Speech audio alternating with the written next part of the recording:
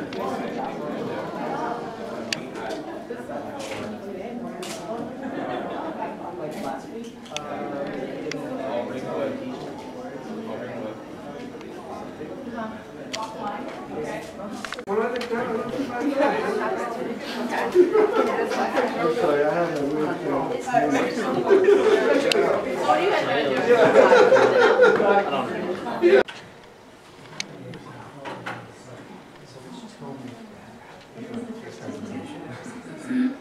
while you're loading, so you have 15 minutes to present. So when you see this one, at least 5 minutes left. Okay, so that's great. the timer for you. Okay, thank you. Okay. And so I want to remind you, only leave the room after she finishes. Okay. Okay, good afternoon, everyone. Oh, I'm so sorry. That's my job. Okay, I'm sorry. Yes, you. I'm sorry. I apologize. Okay. Yeah. Yeah, so we have Michelle Conca. Yes. Yeah, here. So from the School of Medicine? My mentors are. I'm from BioSci. Oh, okay, yeah. Okay, so the Michelle is a mentor under the Cordia Kawa. Okay, and the professor of neurology and the behavior from School of Medicine. Exactly. Yeah, so you can take the stage. Okay, perfect. Hi everyone, my name is Michelle. I am a neurobiology major in the School of Biological Sciences, and my mentors are Dr. Claudia Kawas, who's a neurologist, and epidemiologist Dr. Maria Carrata, and I'll be talking to you about my project that concerns amyloid deposition and cognitive decline in the oldest old. I'll explain why this is important, who the oldest old are, why we should care, and also just how I went about going through my, my project. So why study the oldest old? What is this oldest old business? The oldest old is defined as those who are 90 years or older. And interestingly, they're the most rapidly increasing portion of the population. Studies show that by 2050, 1 in every 5 people will be 90 years or older. It's a big portion of our population. If you pair that with the fact that the incidence of dementia continues to increase in this cohort, it's sort of a recipe for disaster as far as public health concerns go, especially in the context of Alzheimer's disease. So the 90+ study, which I'm a part of, hopes to understand this cohort a little bit more neurologically as well as psychologically. And we sort of abide by this amyloid cascade hypothesis. So this is a chart that, it's a model that shows how Alzheimer's disease is thought to progress. And here, this is the curve for amyloid deposition. So we think that, so far, amyloid deposition is the first event in an Alzheimer's disease course, before any cognitive symptoms present at all. So in theory, if we can prevent amyloid deposition, we can try to prevent Alzheimer's disease as we know it. And because of this, there have been a slew of attempts to try to image amyloid in live people. 20 years ago, we could only image amyloid through post-mortem analyses. So we use amyvid, which is a radioactive compound. That's how we did our study. And we used PET scans in order to detect the amyloid. The amyvid binds to the amyloid. And this is just an example of someone who's amyloid negative. You can see all the cool colors kind of indicate that the PET scanner is not picking up a lot of activity. But here in this Alzheimer's patient, you can see a lot of amyloid throughout their brain, which is consistent with the Alzheimer's, or excuse me, the amyloid cascade hypothesis. And so really what my study was an extension of this previous examination by by Dr. Kawas, my PI. And we looked at, they looked at about 3 years ago, this exact hypothesis in the oldest old. So they looked at 13 non-demented oldest old, mostly women, and they pretty much thought, okay, what's the relationship between amyloid deposition and cognitive performance on various cognitive examinations? So I focused more on the mini mental state examination. Their paper did a lot of different other examinations, but the mini mental scores on this y-axis here are a test of global cognition. They kind of test a lot of different kinds of cognition, verbal fluency, constructions, things like that. And on the x-axis here is the amount of amyloid in those individuals' brains as measured by the scanning that we talked about. And you can see that, in general, more amyloid was correlated with worse performance on this global cognition test. It's out of 30, so the more points you have, the better you do on this test. Dr. Kawas's research also showed that those who are amyloid negative here over time, so this is time here on the x-axis, those who are amyloid negative, so they did not have a significant amount of amyloid, did not decline at all over time as far as their performance on the mini-mental. However, those who are amyloid positive declined a lot. So these results really kind of inspired me to, first of all, take a look at a larger cohort of participants. And I also predicted that higher amounts of amyloid would correlate with lower MMSE scores. But my personal interest was also what happens when you scan them twice over a certain amount of time. So I thought that those individuals who were able to scan twice would have, those who had amyloid positive scans, I thought that they would have increased amyloid deposition and also worse performance on the mini-mental the second time around. And so in my subjects, I had 35 individuals for the cohort. So in the first study there were 13, so we were able to almost triple that amount. In the longitudinal there were only 7 individuals, which I'll talk a little bit about later. It ends up being very important for my analyses. As part of the 90+ study, everyone in the study is looked at every 6 months neurologically, neuropsychologically, things like that. So that's where I got a lot of the longitudinal data. And then the florbetapir PET scan, really the compound, florbetapir is another name for amyvid, is just injected into the subject. They kind of wait to split uptake into the blood-brain barrier, into the brain, and then we scan them in the PET scanner for about 15 minutes. And then again, just to reiterate, I really looked at the relationship between amount of amyloid and cognitive performance on this global cognition test, both cross-sectionally and longitudinally. So here are the results from my cross-sectional analysis. And as you can see, the line here, the general trend, looks very similar to that first graph I showed you, which is very promising. On the x-axis here is the amount of amyloid, and on the y-axis here is their mini-mental state examination score. And we found a significant correlation between more amyloid and worse performance on this test. So we were able to replicate this finding in a larger cohort. It really strengthens our argument that amyloid is important for this process of cognitive decline. And even when I fitted a regression line and adjusted for age and gender, both of those variables are found to actually affect performance or have a relationship with the performance on the mini-mental, we were able to significantly find a relationship between these two variables. So I was happy when I found this. I was like, okay, we were able to replicate it, and hopefully, this really is important when we talk about amyloid scanning being crucial for disease management, because at the end of the day, it's the patient that comes first. And so these results are great, but it really is great just because it points to something that can help patients further in the future. Longitudinally, things got a little bit fishy, so I'll explain why I think that. This table represents all the mean differences between the amyloid positive and amyloid negative individuals. So overall, here was the change, the mean change in all of the individuals as far as their mini-mentals. So when I say difference, I really do mean an actual or a mathematical difference. I just took the difference between the two scans as far as their mini-mental score and their amount of amyloid.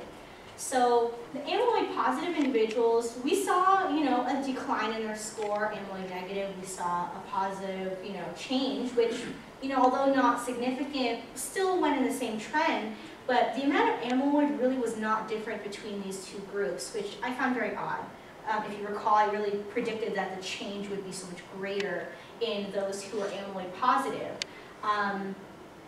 And when we look at the trajectory of these individuals, these, again, 7 individuals from the first study that Dr. Kawas performed, you can see that in general, besides this one person who ended up being cognitively impaired but not demented, they stay relatively stable. I fit regression lines to better visualize this data and just the trends. And they really stay within the range of what I would say is probably normal or not as bad cognition. when we diagnose Alzheimer's patients, we look at their mini-mental, and if we see one below 25, we kind of say, ooh, that might be a red flag for some Alzheimer's disease, but you can see that most of these individuals really performed quite well. This one individual did see a decline. He actually was also cognitively impaired, but in general, not a lot of change. It's not what I expected. When I looked at the differences between the first and second scan, I found this interesting trend. So on the x-axis here is the difference in amyloid deposition between the two scans. Literal difference, I just took the quantitative values and just did a difference. Same thing with the difference in the mini-mental examination score here on the y-axis. And I'd like to point out first that 0 is right here. So really a lot of people quote unquote lost amyloid. And I put that in quotes for a reason, I promise I'll explain that later. But most people, if we take this data face value, lost amyloid over time. Definitely not what I expected. I expected an increase in everyone, just a bigger increase in those who were amyloid positive. And as you can see here, if you stayed stable, so if you had no difference between your scans, between your amyloid deposition, or if you had a positive difference, so if you gain more amyloid, you're actually more likely to do better on the mini-mental state examination the second time. There are a lot of caveats to this. You know, it's a very small cohort. 7 individuals is not a lot of people to do statistical analyses on. And there is a correlation that's relatively strong, although the statistical significance is not present. But the fact that this occurred is actually really telling. And it raised a red flag to me to kind of think about how amyloid deposition occurs in the oldest old. So in general, I did find a significant relationship between the amount of amyloid and cognitive performance in the oldest old as far as this mini-mental state examination. And we were able to replicate those findings, which was very successful and what I predicted. And in the longitudinal analysis, most people experience very small decreases or very stable scores, and also in as far as their amyloid deposition is concerned, small decreases or stability over time. And most importantly, the amyloid positive and amyloid negative groups were not significantly different from each other, especially in the context of their change in amyloid, which was very interesting to me, and again, not really what I predicted. So first of all, there are lots of things that could have happened, and there are a lot of limitations to the study, again, as far as the small number of patients. But amyloid deposition could, very much present very differently in the oldest old. There's actually not a lot of data to show what the amyloid pattern really is. And although I predicted differently and my data didn't support this prediction, it's consistent with data from other studies that show there's not a lot of change between the two groups, or there's not a lot of difference between the two groups, amyloid positive and negative, as far as a change in their amyloid deposition. This particular Jack et al. Paper was done with 70-year-olds. And so that's a big jump between 70 and 90. And the fact that it's not very different kind of implies that maybe the amyloid deposition that I'm thinking of is happening way earlier in age. It could also be methodological. If you think back to the previous slide, the change in amyloid deposition was not that big. And so I wonder if it falls into some sort of margin of error for the methodology. And that small change could also be attributed to the fact that we're all, biological creatures. Our bodies are not the same, even our blood pressures aren't the same. An hour from now, my blood pressure will probably be way lower than it is now presenting to you, right? So the changes could be due to margin of error, or could fall into a margin of error, or even could just be due to the fact that they were, just living, breathing human beings. I do think it's interesting, though. Remember, the original 13 individuals, I only were able to get 7 of those to scan again. So there was definitely, I really do think that there is some sort of survivor bias there. The individuals we weren't able to scan unfortunately passed away, or were too demented to scan, or even were too I think one of them actually ended up being in a wheelchair, which is sad, but it's also relevant for studying the 90-plus-year-olds. You know, we have to think about how we do longitudinal studies in this cohort, but I think a larger study would be really beneficial, especially since my data is consistent with data from the younger old. I think it's important to study this cohort even further and do longitudinal analyses that allow us to really get a really clear picture of what amyloid deposition is in the oldest old, so that we can further treat this disease of Alzheimer's and hopefully, you know, make it a memory in and of itself as well. So I want to thank you for your attention and thank my family for being here, and also thank my my PIs who were extremely patient with me and all my questions. So thank you so much for being here. Yes, thank you, Michelle. Thank you. A question from the audience? What were some of the exclusion criteria for the subjects? Like medical history, maybe patients who maybe had a CVA or TIAs in the past? That's a really good question. So our subjects in this study were definitely non-demented. That was the one main exclusion criteria. To be able to do the scan, there was a bunch of exclusion and inclusion criteria. The amyvid, that compound is actually part of Avid Pharmaceuticals, so I actually learned all about exclusion and inclusion criteria doing this study. A lot of them had to be well enough to go through a scan, could not be demented, you know, a doctor had to be present before, during, and after the scan, things like that. But as far as our study is concerned, definitely 90 years or older, definitely part of the 90-plus study, so able to really get followed up with every 6 months, and then non-demented was a big thing. There were a couple that ended up progressing to being either mildly demented or cognitively impaired but not demented, but that was sort of after we did our initial scans.